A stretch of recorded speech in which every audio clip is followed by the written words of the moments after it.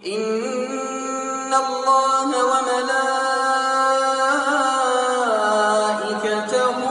يصلون على النبي يا أيها الذين آمنوا صلوا عليه وسلموا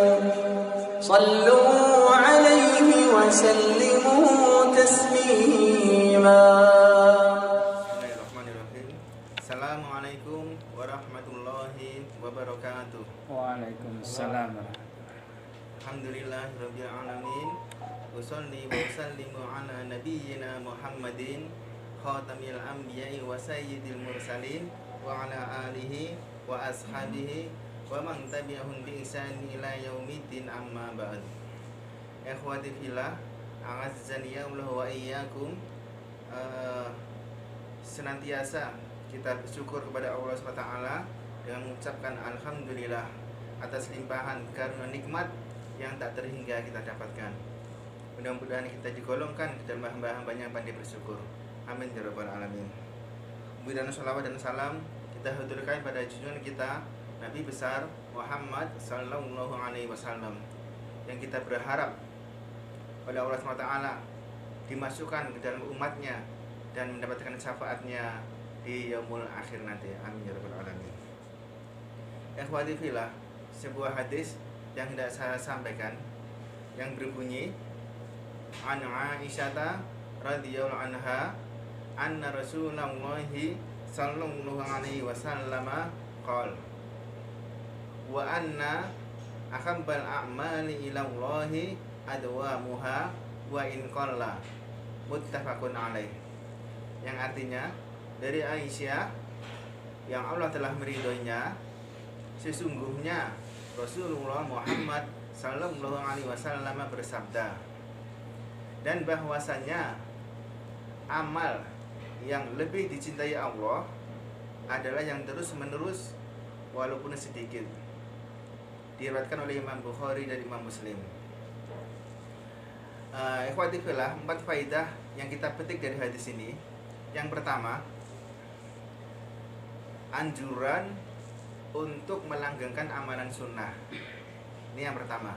Ya, perhatikan, bukan amalan wajib, karena amalan wajib itu tidak boleh dikurangi, apalagi ditinggalkan.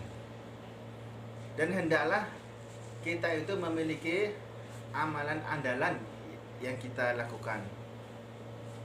Di antaranya bisa menjadi ahli saum sunnah, atau ahli baca Quran, atau ahli qiyamul lail, atau ahli sedekah, atau ahli membantu meringankan beban orang lain dan lain sebagainya, yang mana amalan andalan itu kita rutinkan dan kita terus-menerus amalkan.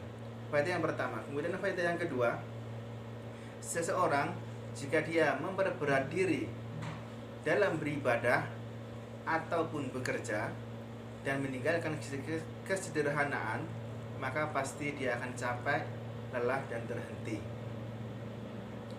Maka permisalannya atau peribahasannya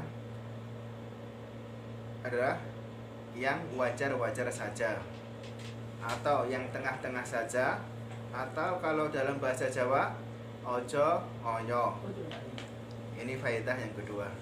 Kemudian faedah yang ketiga, Islam adalah agama pertengahan, sebagaimana Allah SWT berfirman dalam surat Al-Baqarah ayat 143 yang berbunyi, wa kadzalika ja'alnakum ummatan wasata, dan demikianlah kami jadikan kamu umat Muhammad sebagai umat pertengahan. Dalam hadis ini, Imam dalam tafsir Ibnu Katsir di situ mengatakan wal wusta hahuna al khiyaru wal jawadu, dan pertengahan itu adalah yang dimaksud adalah umat pilihan dan umat yang paling baik. Dalam hal apa? Bi'akmali syara'i wa aqwami manahij wa awdahil madzahib, yaitu dalam kesempurnaan syariatnya, dalam paling lurusnya metode ataupun cara, dan dalam yang paling terang dalam hal kepercayaan atau akidah. Jadi misalkan dalam terhadap Nabi Muhammad itu kita mengucapkan Abdullahi wa Rasuluh, yaitu hamba Allah dan utusannya. Jadi kita tidak boleh berlebih-lebihan kepada beliau Nabi Muhammad SAW, karena beliau adalah hamba, dan juga kita tidak meremehkan kepada beliau karena beliau adalah utusan Allah SWT. Demikian pula dalam hal-hal yang lain, dalam sedekah, maka kita jangan terlalu boros dan jangan kikir. Demikian pula dalam sholat malam, terkadang kita bangun sholat malam dan ada hak tubuh kita untuk istirahat. Dalam bekerja, demikian pula ada waktunya kita istirahat. Dalam belajar, ada waktunya kita libur. Demikian pula dalam hal mencintai seseorang, maka kita tidak boleh terlalu mencintai dan tidak boleh terlalu membenci. Karena apa? Karena yang paling berhak untuk mendapatkan totalitas kecintaan adalah Allah SWT. Ini dalam segala hal. Ikhwati fillah, kemudian yang terakhir, yang keempat adalah istiqomah adalah tanda keikhlasan. Karena orang yang ikhlas, dia akan selalu beramal, baik dalam keadaan sunyi ataupun dalam keadaan ramai. Dia akan beramal baik dalam keadaan dilihat orang ataupun tidak. Dia akan beramal baik ketika mendapatkan pujian atau tidak, atau bahkan ketika mendapatkan celaan. Semuanya itu tidak akan berpengaruh kepada dirinya. Karena apa? Karena dia ikhlas kepada Allah SWT. Jadi prinsipnya yang ia miliki, semakin berat halangan atau amalan itu dilakukan, maka semakin besar pahala yang didapatkan. Sebagaimana pepatah mengatakan, al-jaza'u min jinsil amal, balasan itu adalah sesuai dengan amal perbuatan. Ini yang dapat saya sampaikan. Mudah-mudahan Allah memberikan kepada kita istiqomah dalam menjalani kehidupan ini, sehingga bisa melaksanakan perintah Allah dan menjauhi larangannya, dan di akhirat kita mendapatkan husnul khatimah. Allahumma ja'alna khaira umrina akhirahu wa khairu amalina khawatimahu wa khairu ayyamina yawma nalqa fihi. Subhanaka wa bihamdik asyhadu an la ilaha illa anta astaghfiruka wa atubu ilaik. Wassalamualaikum warahmatullahi wabarakatuh. Waalaikumsalam.